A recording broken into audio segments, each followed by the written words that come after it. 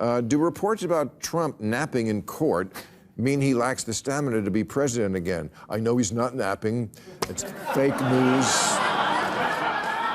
Well, he says he's just resting his eyes. He's just taking it all in. What do you think, Kellyanne? I'm bored, so probably he is sitting there. I'm bored just reading the clips every day.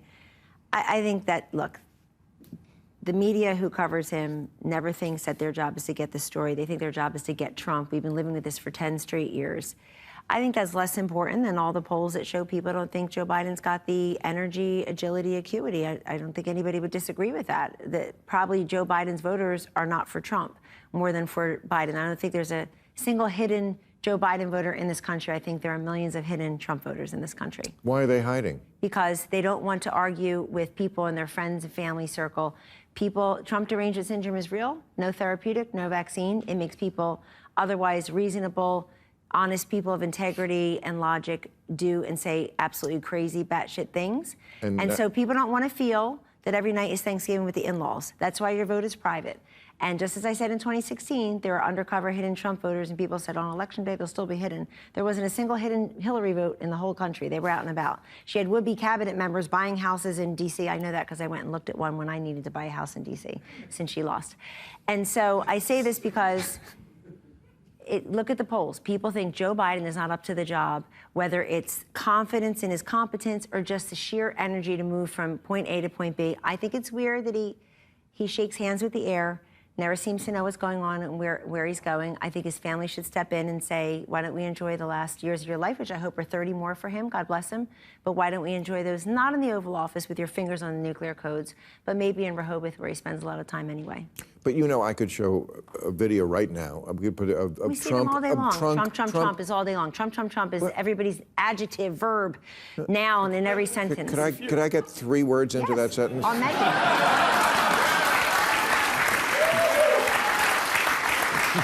Ta-da! Oh. You had a long oration there. I'm just going to say, I could put together, and people have, a video of Trump looking absolutely just as senile and doing crazy senile. And of course, Joe Biden is not actually crazy. Your guy is actually crazy. He does.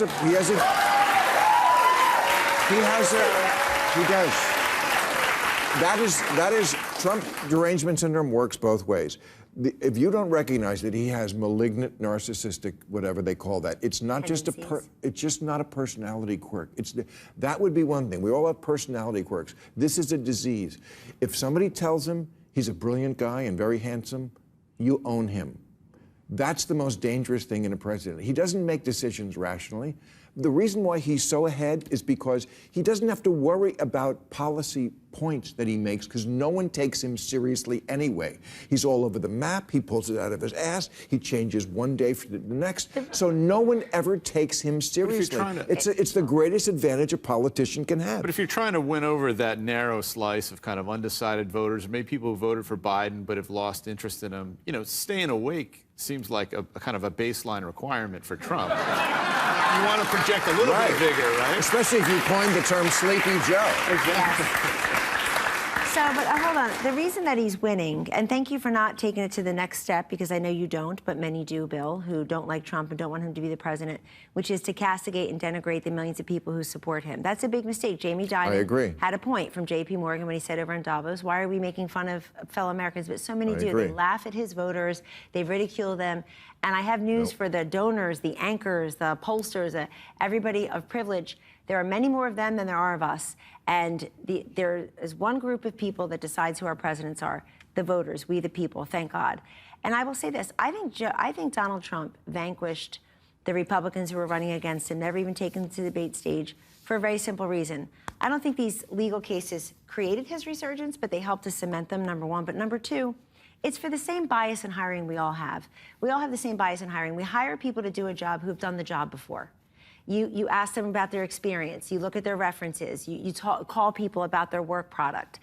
We have that bias. And so now people, for the first time in centuries or ever, have an opportunity to look at 2 presidents who have served in the job as commander-in-chief, as president of the United States. And you decide, do I feel more comfortable or better off with one or the other? It's a binary choice. It's very clean.